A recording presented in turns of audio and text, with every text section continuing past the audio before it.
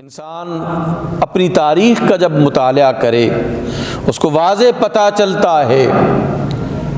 کہ وقتی طور پر کئی چند سالوں کے لیے انسان کو خوشحالی عطا کی گئی، انسان کو اچھی زندگی عطا کی گئی، لیکن جب اس نے اللہ کا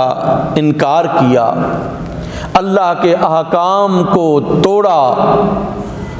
اور اللہ اور اس کے رسولوں سے روگردانی کی، تو پھر وہی قومیں جن کو خوشحالی عطا کی گئی انہی قوموں کو تباہ و برباد کیا گیا۔ لقد کان لسبع فی مسکنہم آیۃ جنتان عن یمین و شمال کلوا من رزق ربکم واشکروا لہ بلدۃ طیبۃ ورب غفور۔ اللہ فرماتا ہے کہ قوم سبا میں تمہارے لیے نشانیاں ہیں کہ وہ ہر طرف باغات تھے، ہر طرف ان کے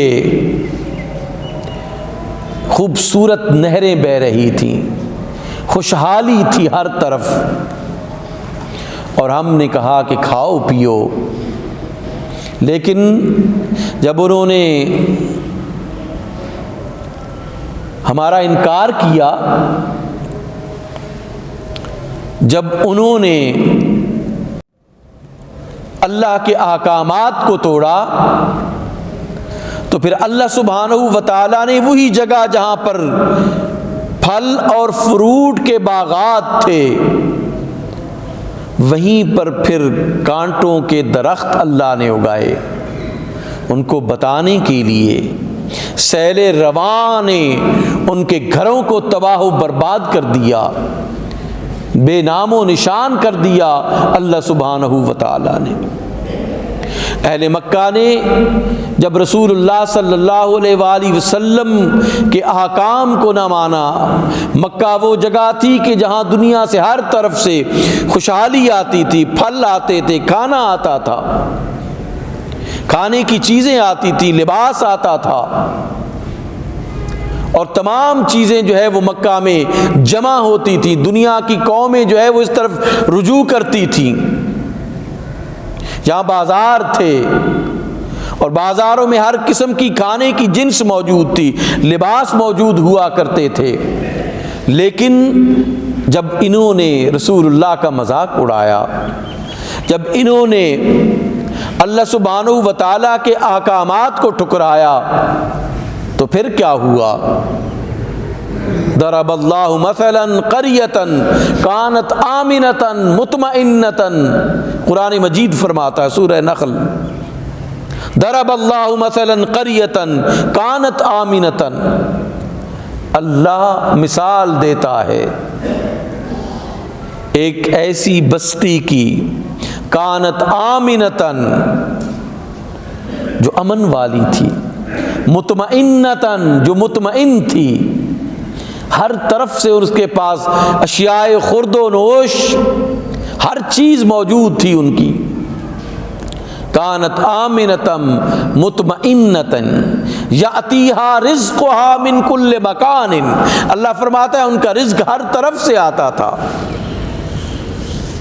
یأتیہا رزقہا من کل مکان، ہر طرف سے انہیں اللہ رزق پہنچا رہا تھا،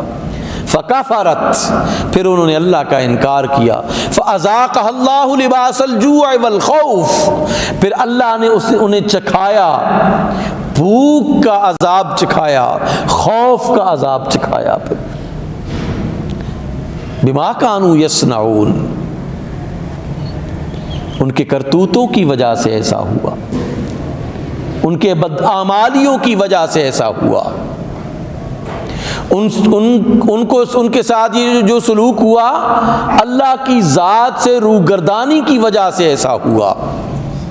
وہ آسمان، نیلا آسمان جب وہ دیکھتے تھے انہیں کالا نظر آتا تھا، ہر طرف سے خوف ہی خوف تھا ان کے لیے کہ انہوں نے اللہ اور اس کے رسول کو جھٹلایا تھا، انہوں نے اللہ اور اس کے رسول کے احکامات کا مذاق اڑایا تھا۔ یاد رکھیے کہ جو بھی قوم ایسا کرے گی اللہ سبحانہ و تعالی اس کے ساتھ ایسا ہی سلوک کرے گا۔ رسول اللہ صلی اللہ علیہ وآلہ وسلم نے جب یہ لوگ حد سے بڑھ گئے اہل مکہ، تو اللہ کے رسول صلی اللہ علیہ وآلہ وسلم نے بارگاہ لم یزل میں ہاتھ اٹھائے، مولا ان کو ایسے ایسے قحط سے دو چار فرما جس طرح تو نے یوسف علیہ السلام کے دور میں قحط بھیجا تھا کہ 7 سال تک جو ہے وہ زمینیں بنجر ہو گئی تھی، کچھ نہیں اگ رہا تھا، کچھ نہیں بن رہا تھا۔ تو اللہ سبحانہ و تعالیٰ نے پھر ان کے ساتھ ایسا ہی سلوک کیا، 7 سال تک یہ بدترین اہل مکہ قحط کا شکار رہے، اس وجہ سے کہ انہوں نے اللہ اور اس کے رسول کے حکم کی نافرمانی کی، اللہ اور اس کے رسول کے احکامات کو فراموش کیا۔ رسول اکرم صلی اللہ علیہ وآلہ وسلم انہیں ہدایت کی طرف لے کے جانا چاہتے تھے، اور جنہوں نے تباہی کو پسند کیا، گمراہی کو پسند کیا اور اللہ کے اصولوں اور ضابطوں کو نظر انداز کیا، فَأَذَاقَهَا اللَّهُ لِبَاسَ الْجُوعِ وَالْخَوْفِ، پھر اللہ نے انہیں بھوک کا عذاب دیا، خوف کا عذاب دیا، بما کانوا یصنعون، ان کے کرتوتوں کی وجہ سے ایسا ہوا۔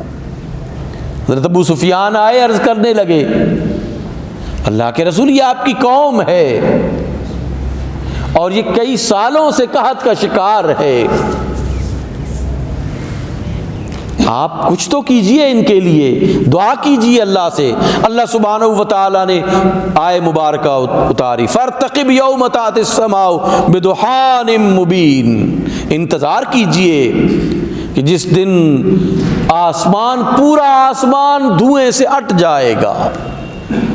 تم اللہ کی نافرمانی کر کے پھر یہ توقع کرتے ہو کہ اللہ تمہارے ساتھ حسن سلوک کرے گا، اس کے سامنے کھڑے ہو کر تم یہ کہتے ہو کہ اللہ پھر ہمارے ساتھ اچھائی بھی کرے، اللہ ہمارے ساتھ احسان والا معاملہ کرے، رحمت والا معاملہ کرے۔ یہ کیسے ممکن ہے کہ تم اس کے مقابلے میں آ کر کھڑے ہو جاؤ، اس کے احکامات کی مکمل طور پر نافرمانی کرو، پھر کہو کہ اللہ ہمیں دودھ کی نہریں، شہد کی نہریں عطا کرے گا، ہمارے کھیت اور کھلیان آباد رہیں گے، ہماری زمینیں سونا اگلیں گی۔ کبھی بھی نہیں ہوتا ایسا۔ قوموں کی تاریخ ہمیں بتاتی ہے، قرآن مجید میں جو اللہ سبحانہ و تعالیٰ نے قوموں کے قصے ذکر کیے ہیں وہ ہمیں بتاتے ہیں کہ جنہوں نے نافرمانی کی وہ غارت ہو گئے، وہ ختم ہو گئے، وہ تباہ و برباد ہو گئے، ان کا نام و نشان مٹ گیا۔ حالانکہ ان میں بڑے انجینئرز بھی تھے، بڑے اطباء بھی تھے، بڑے لوگ تھے، بڑے لوگ تھے، ان میں اہل علم تھے، لیکن جب مجموعی طور پر قوم اللہ سے روگردانی کرتی ہے، جب مجموعی طور پر، اجتماعی طور پر اللہ کے احکام کا انکار کیا جاتا ہے تو پھر اللہ معاف نہیں فرماتا، پھر کسی انڈیویجول اور ایک فرد کو دیکھ کر نہیں، قوم کے اجتماعی عمل کی طرف اللہ دیکھتا ہے۔ اس لیے علامہ نے فرمایا تھا نا کہ فطرت افراد سے اغماض تو کر لیتی ہے پر نہیں کرتی ملت کے گناہ معاف، کہ ایک فرد کے گناہوں کو تو معاف کیا جا سکتا ہے لیکن قوم کے گناہوں کو معاف نہیں کیا جا سکتا۔